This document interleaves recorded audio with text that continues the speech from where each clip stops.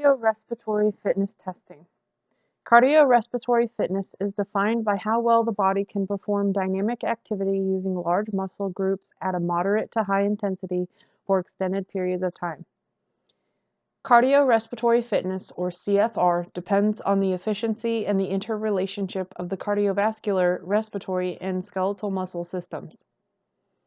CRF, cardiorespiratory fitness assessments, are also valuable mechanisms in assessing the overall health of an individual. Exercise testing for cardiorespiratory fitness is useful to determine functional capacity using predetermined formulas based on age, gender, and in some cases body weight, determine a level of cardiorespiratory function commonly defined as maximal oxygen uptake, or VO2 max, or metabolic equivalent, MET level. That serves as a starting point for developing goals for aerobic conditioning. Determine any underlying cardiorespiratory abnormalities that signify progressive stages of cardiovascular disease. Periodically reassess progress following a structured fitness program. The risk of heart attack and sudden cardiac death during exercise among fitness facility members is 3 times that of the cardiac patients in a supervised rehabilitation program. The risk can be reduced with appropriate pre-exercise screening and careful observation of clients during and following exercise. VO2 max, an excellent measure of cardiorespiratory efficiency, is an estimation of the body's ability to use oxygen for energy and is closely related to the functional capacity of the heart. Measuring VO2 max in a laboratory involves the collection and analysis of exhaled air during maximal exercise. Conducting a cardiorespiratory assessment at maximal effort is not always feasible and can actually be harmful to certain populations. Therefore, it is recommended that submaximal tests be used in the fitness setting. Submaximal cardiorespiratory assessments will provide accurate values that can be extrapolated to determine expected maximal efforts. Repeated research demonstrates that as workload increases, so do heart rate and oxygen uptake. In fact, heart rate and oxygen uptake exhibit a fairly linear relationship to workload. This relationship allows the personal trainer to estimate VO2 max from the heart rate response to exercise with fairly good accuracy.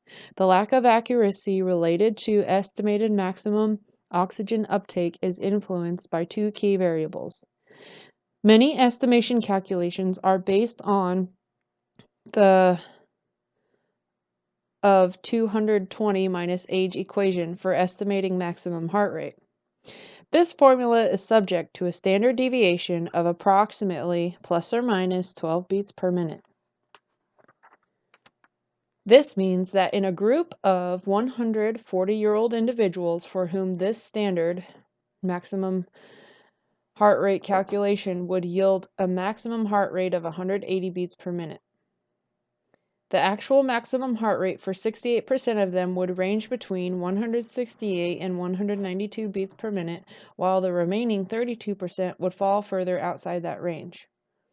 Maximal oxygen uptake is determined by estimating maximum heart rate at submaximal workloads.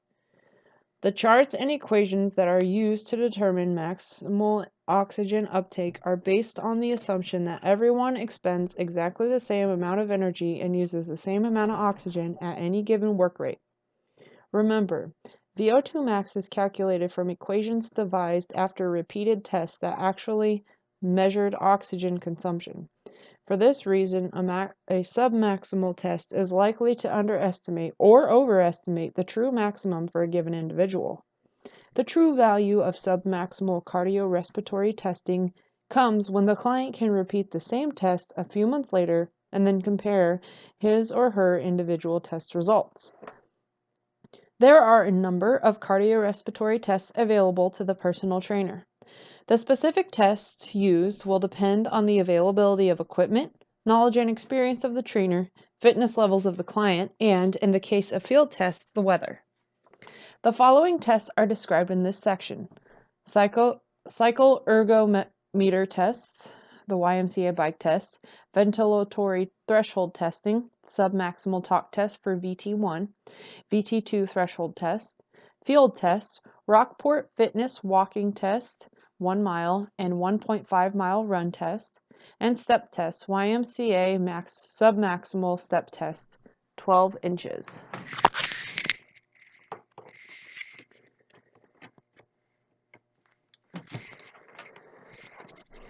Expand your knowledge. Maximum heart rate. How useful is the prediction equation? Two methods exist for determining maximum heart rate. The most accurate way is to directly measure the maximum heart rate with an EKG monitoring device during a graded exercise test, or GXT. The other way is to estimate maximum heart rate by using a simple prediction equation or formula. In 1971, the formula 220 minus age was introduced and was widely accepted by the health and fitness community. However, the validity of the formula has come under attack for several reasons. The subjects used in the study to determine the formula were not representative of the general population. In addition, even if the prediction equation did represent a reasonable average, a significant percentage of individuals will not fit the average. In fact, standard deviations of plus or minus 10 to 20 beats per minute have been observed. ACSM recommends using formulas with standard deviations closer to 7 beats per minute. The Tanaka, Monahan, and Seals formula is 208 minus 0.7 times the age. Gellish et al. Formula is 206.9 minus 0.67 times age. Basing a client's exercise intensity, or training heart rate, on a potentially flawed estimation of maximum heart rate is somewhat dubious. When the training heart rate is based on an estimated maximum heart rate, it should be used in combination with the ratings of perceived exertion scale, Table 8-13 on page 217. Modify the intensity of the workout if a client reports a high level of perceived exertion, even if his or her training heart rate has not been achieved. Cardiorespitory assessments for the lab or fitness center. Cardiorespitory testing in a laboratory or fitness center provides a controlled environment in which the setting is generally more private. The temperature is usually constant, and all the equipment is centrally located for easy test administration. GXTs conducted in laboratory and fitness settings typically use a treadmill, cycle ergometer, or arm ergometer to measure cardiorespiratory fitness. Some of the tests are administered in stages that incorporate gradual increases in exercise intensity, while others measure the heart rate response to a single stage bout of exercise.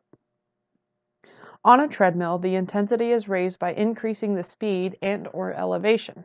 On the cycle or arm ergometer, the intensity is generally raised by increasing resistance, while the cadence, measured in revolutions per minute, is generally held constant. GXTs are used extensively in both clinical and fitness settings. In the clinical setting, a GXT is typically performed to maximal exertion, which means that the test is terminated when the client can no longer tolerate the activity, when signs or symptoms arise that warrant test termination, or when the client has achieved a predetermined age-predicted maximum heart rate.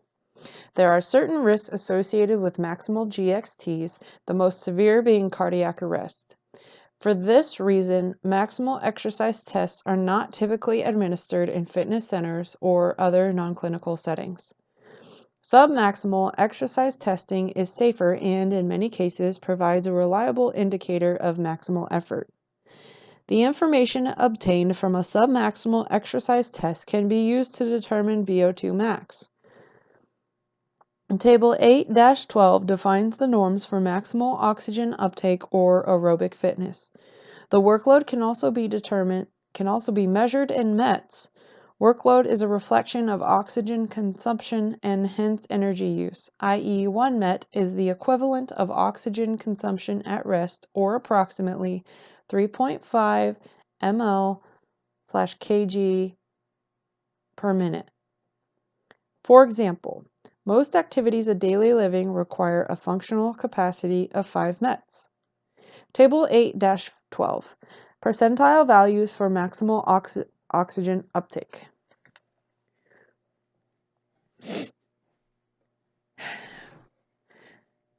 Men aged 20 to 29 are in the 90th percentile at 54.0.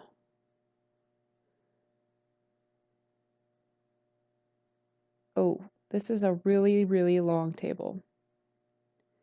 I highly suggest looking at it. It's on page 215.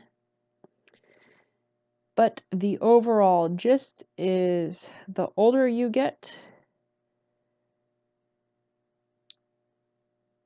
the lower your maximal oxygen uptake levels are in order to be in certain percentiles. And of course, within the same age range, the lower your maximal oxygen uptake levels, the lower your percentile. I'm not going to read each individual parameter though.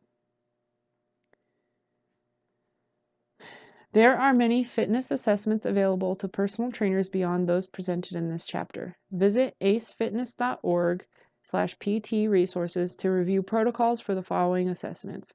Cardiorespitory fitness testing, you have your Bruce submaximal treadmill exercise test, bulk and wear treadmill exercise test, Ebling single stage treadmill test, Astrand and Rhyming cycle ergometer test, McArdle step test.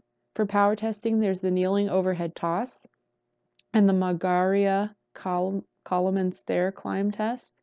And for speed, agility, and quickness testing, you have your 300-yard shuttle run and AT test. Page 216, the maximal oxygen uptake percentile values table continues for those of women.